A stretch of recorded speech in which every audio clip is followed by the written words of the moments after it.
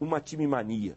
Aparentemente não tem ninguém contra a time-mania, todo mundo é a favor, o clube é a favor, o governo é a favor, e está há quantos anos aí se batalhando para se chegar a uma conclusão final. Então nós temos a expectativa de que no quadro do bingo a gente tenha um arranque regulatório, porque é extremamente necessário. Nós trabalhamos lá com parcelas, digamos assim, de empresários de todo o matiz. Quer dizer, se nós temos, às vezes, desvios em instituições, digamos, muito mais controladas, nós não podemos querer atestar que todo empresário da atividade seja um legítimo republicano. Então, nós tememos por isso e pagamos um preço alto quando ocorrem fatos de uma minoria, mas que acaba transferindo uma mácula, acaba transferindo uma imagem negativa para todos. Me responda uma pergunta. A Lei Zico e depois a Lei Pelé, que foram as primeiras tentativas de regulamentar essa atividade, estabeleciam uma ligação entre a atividade do bingo com algumas federações esportivas, né? Ou seja, tinha que ser feito como se fosse para beneficiar determinadas modalidades de esporte, coisa assim. Por que isso aconteceu? O senhor viu se houve, o senhor percebeu um maior investimento gerado pelos bingos em federações esportivas? Por que a gente não vê nenhuma federação esportiva se mobilizando, por exemplo, para que volte a legalizar dos bingos? Está aí uma pergunta interessante.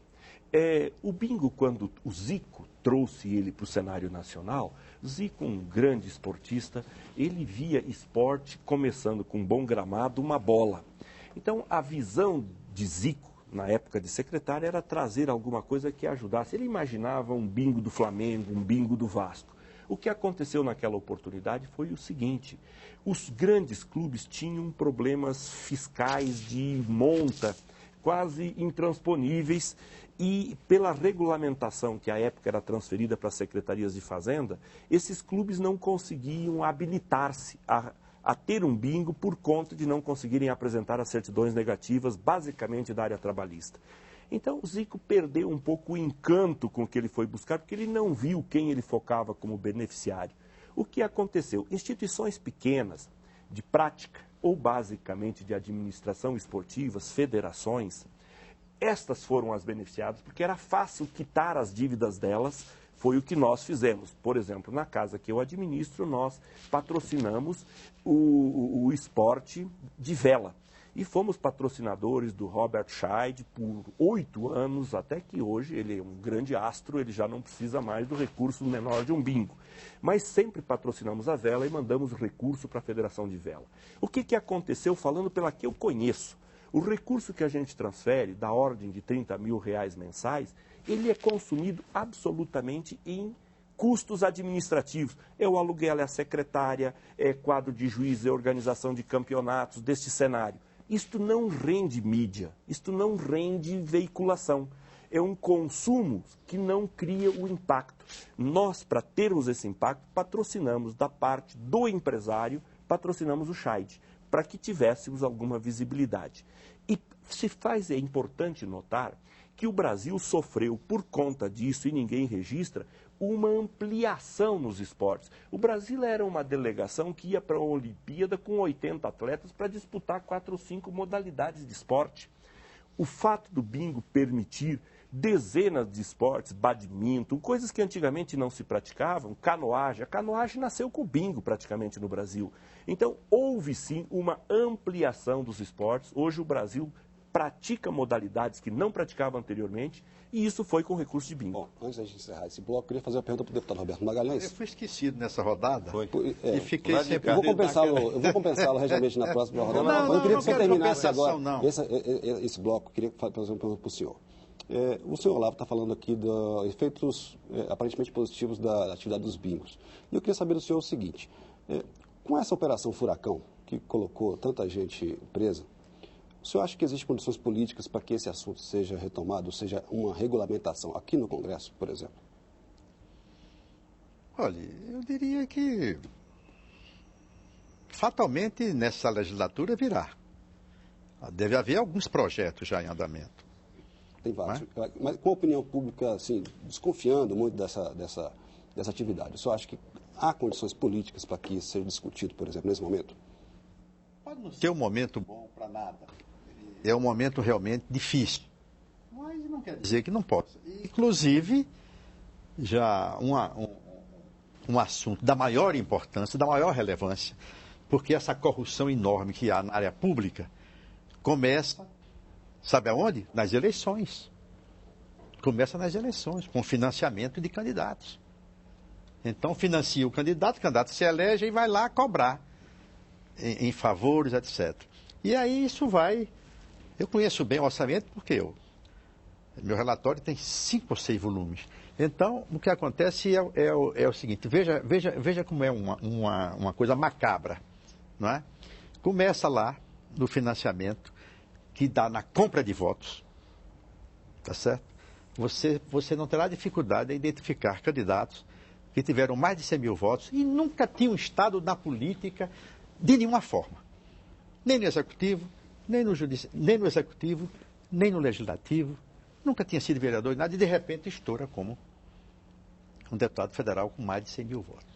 Bom, a gente pode conversar sobre o financiamento de campanha daqui a pouquinho, depois do intervalo? Podemos. Então, eu queria dar uma explicação ao doutor Paulo Castelo Branco, é o seguinte, ele ficou um pouco espantado. Eu, como governador, resolvi seguir a tradição do Nordeste, dos governadores nordestinos, de não combater o jogo do bicho. Vou dizer as 2 razões. A primeira, eu acho que eu já verbalizei, era evitar a corrupção. Na hora que combate, vem a corrupção do policial e aí pronto. Íamos findar com o Rio de Janeiro, naquela guerra sem fim. A segunda razão é que há 3 coisas nesse país que ninguém tem força para acabar. Que são as seguintes: o futebol, o carnaval e o jogo do bicho. Então, seria uma coisa absolutamente inútil e nociva. Bom, depois do intervalo, nós vamos começar a responder as perguntas dos telespectadores. E você ainda pode participar. Mande suas perguntas ou sugestões pelo e-mail expressão nacional, tudo junto sem o tio, @câmara.gov.br, ou então pelo telefone 0800 619 619. A ligação é de graça, nós voltamos já já.